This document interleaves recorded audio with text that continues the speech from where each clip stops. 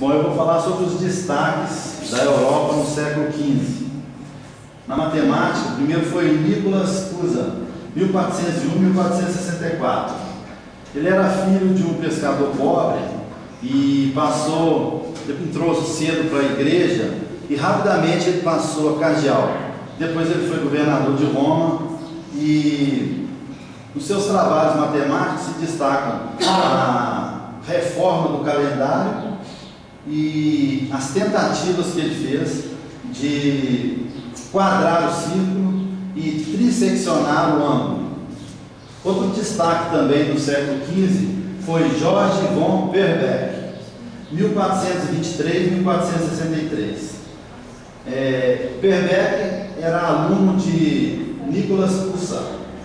Ele, apesar de aluno, ele era matematicamente superior ao outro.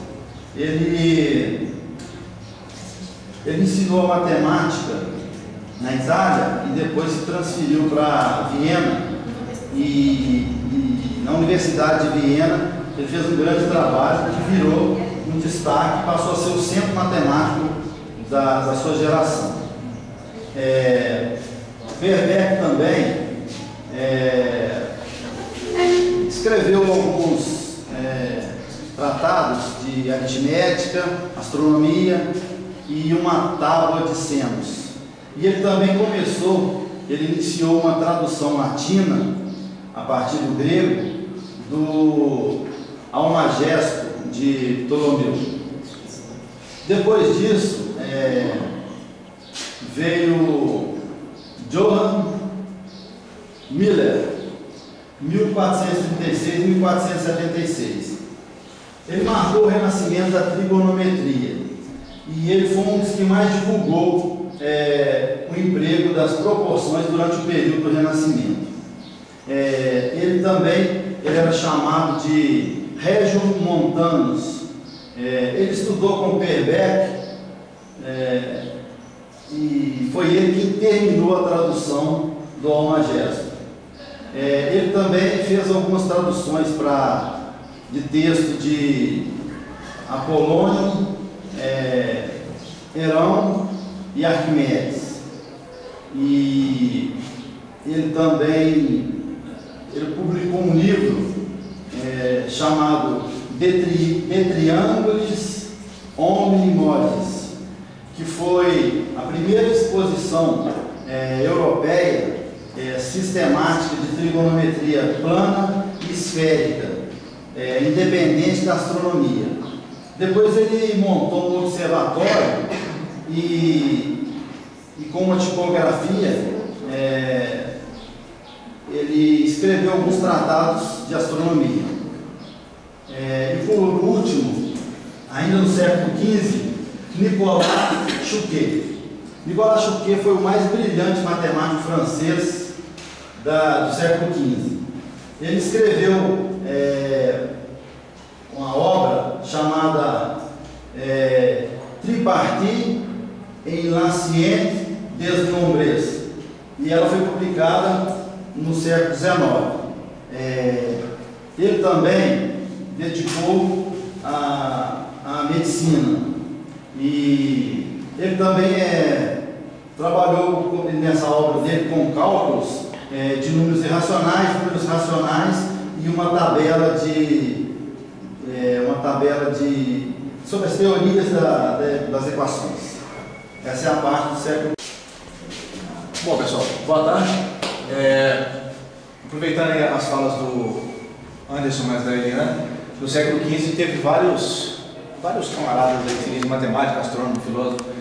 Um deles foi esse Luca Pacioli. O último que o Anderson falou foi do Nicolas Chuquet.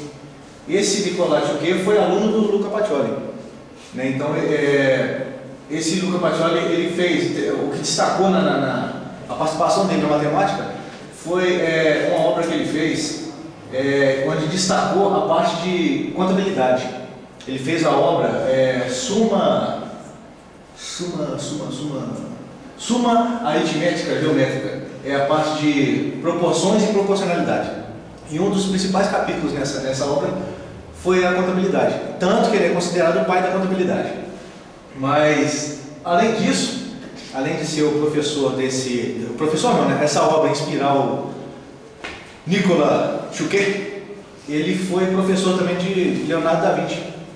Né? Então, tanto que, não sei se vocês já viram, a gente até passou batido e não colocou a figura aqui. Aquela figura das dimensões do corpo humano, aquele camarada aberto num círculo, numa circunferência, foi escrito por esse cara com a ilustração de Leonardo da Vinci.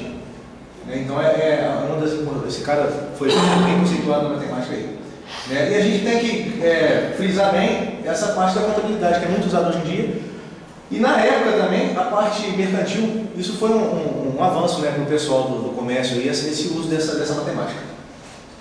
Tem o John Whitman, ele foi o primeiro a utilizar os símbolos de mais e menos para diferenciar o excesso e a diferença, a falta, digamos assim. No século XX, no século XVI, é que o pessoal começou a usar com mais frequência, na parte operatória, né?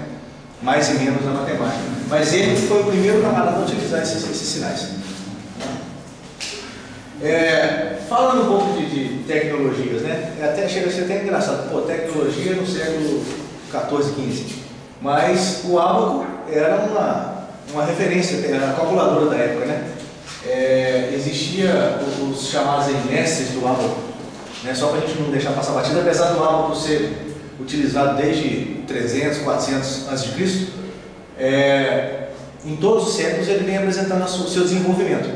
E nesse aqui ele desenvolveu a parte romana, porque ele passou pela China, pela Arábia, e nessa época ele destacou muito em Roma, nos números romanos, né, na parte da Europa. Né? E teve também que destacar o primeiro manuscrito de aritmética comercial redigido na França. Esse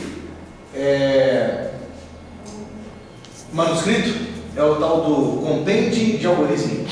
Ele que foi o trabalho que, não sei se foi Nicolas Chuquet que criou vários manuscritos inspirados nessa obra também.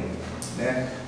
Dessa obra que eles começaram a destrinchar a parte de aritmética, geometria, e começaram a detalhar mais a parte matemática, certo? E só para fechar, tem o tal do Tratado do Ábaco. Esse Tratado do Ábaco era entre os mestres do ábaco para se, como se diz, né? Para se operar o ábaco, as regras matemáticas, tudo em prol desse instrumento, dessa tecnologia de cálculo, né? Porque eles chamam de Tratado do Ábaco. Tudo tinha uma determinada regra para se cumprir nesses tipos de cálculo, para desenvolver alguma coisa, desenvolver algum trabalho, era tudo fechado nesse tratado, certo? E por fim, só a nossa parte do compreende de algoritmia. Alguns exemplos, até achei engraçado, né? Lendo esse exemplo aqui, eu estava até comentando com o Anderson mais cedo, o tipo que eles se inspiravam para criar aquilo ali. Né? São dois homens que têm dinares, mas não sabemos quanto. Bem típico, né? O primeiro diz ao segundo: se tivesse 7 dos teus dinares, teria 2 vezes tanto como tu. Né? E o segundo responde-lhe que se tivesse 9 dinares dos teus, ele teria 6 vezes tanto quanto ele. A saber, quantos dinares tem cada um destes? Então, essas obras serviam até para exemplificar alguns tipos de problemas da época. Aí, o mesmo problema, eles deixavam aquele escopo para vários. Por exemplo, primeiro personagem perde 20 dinares, fica com o dobro do dinheiro do segundo. E para completar o problema, o segundo personagem perde 30 dinares, fica com o triplo do dinheiro do primeiro. Tinha que ser dinário. Então isso aqui é o típico dessas obras, dessas épocas. Então a matemática, a participação dela no século XIV e XV foi basicamente isso que a gente falou. E por fim, só a parte de referência, se alguém quiser dar uma consultada e pesquisar um pouco mais a fundo, tá aí. Uma pergunta?